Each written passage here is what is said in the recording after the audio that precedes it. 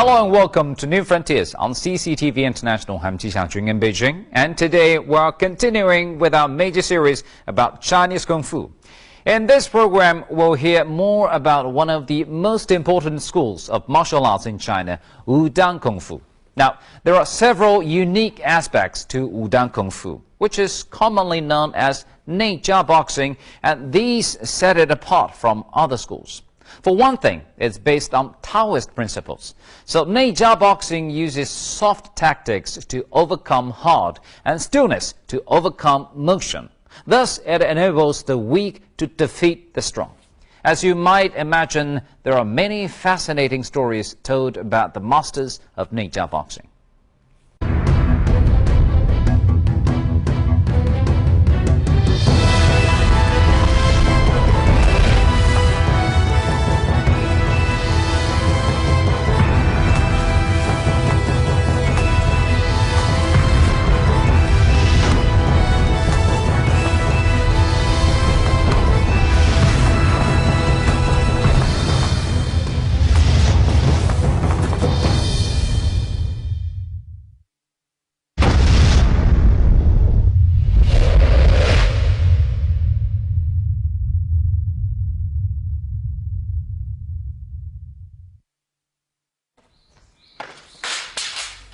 Lao Tzu stated, nothing should be done without reserve, and it is the same with Kung Fu moves, whether weapons are used or not. Any move, if executed with reserve, will land the person executing it in an awkward position.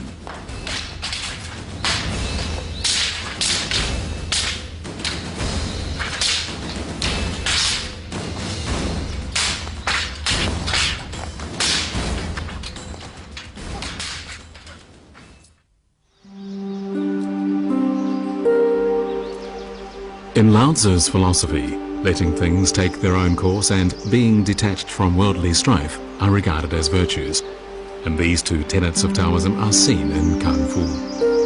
A Kung Fu practitioner must practice fine virtues. He must never give up on anything or attract attention on purpose. Traditional Chinese Kung Fu values skills, not merely winning a fight through physical strength.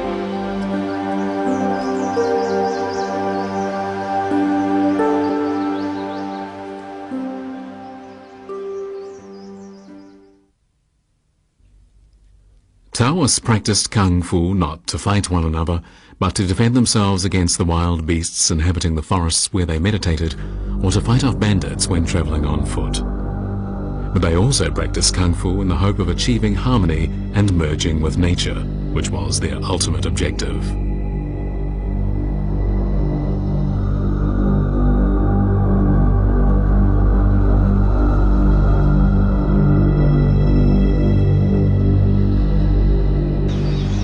Taoist Jia seldom leaves Mount Wudang. Apart from daily classes and ceremonies and prostrating himself before the statue of the god of Jianwu, twice every day at midnight and at noon, he engages in sitting meditation. During this meditation, he practices internal work, which means taking in the fresh and expelling the stale in order to guide qi inside his body. Taking in the fresh and getting rid of the stale is called tu na by Taoists, while guiding qi inside the body for circulation at will is called Dao Yin. Together, they are used to cultivate internal vital energy, and this is very important in the life of a Taoist. 中国古代历史渊源很久远的这个内丹术，它更强调的是什么呢？内气的腐蚀，内气的吐纳。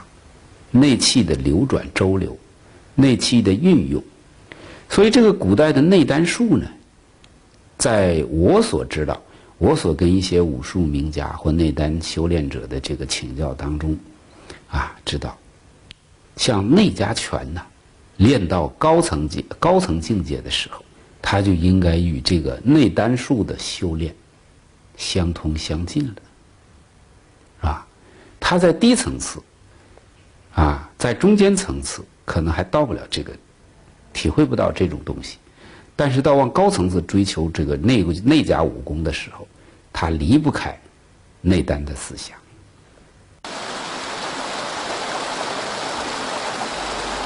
Internal qi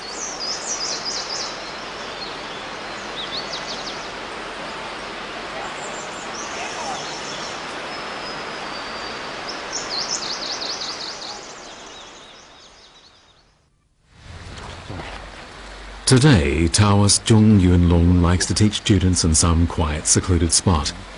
But in ages past, Neijia boxing was taught only among Taoists and never to outsiders.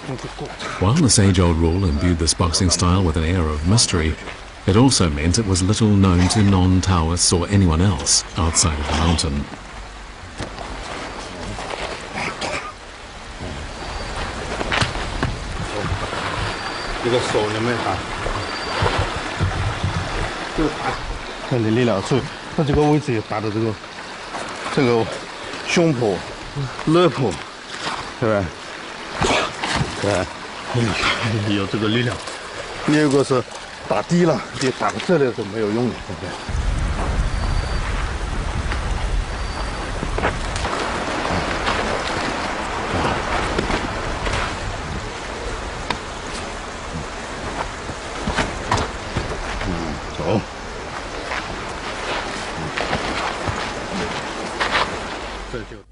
When the Ming dynasty was succeeded by China's last dynasty, the Qing dynasty, the new dynasty brought with it new cultural beliefs which had a major impact on Taoism, a philosophical tradition of the majority Han people. To the new regime, the royal temple of the Ming dynasty meant nothing, and under the new government, Taoists were no longer privileged. To make a living, many had no choice but to leave the mountain, but there was a positive side effect. Inevitably, their Neijia KungFu, along with its theories and tactics, spread into the world outside the mountain.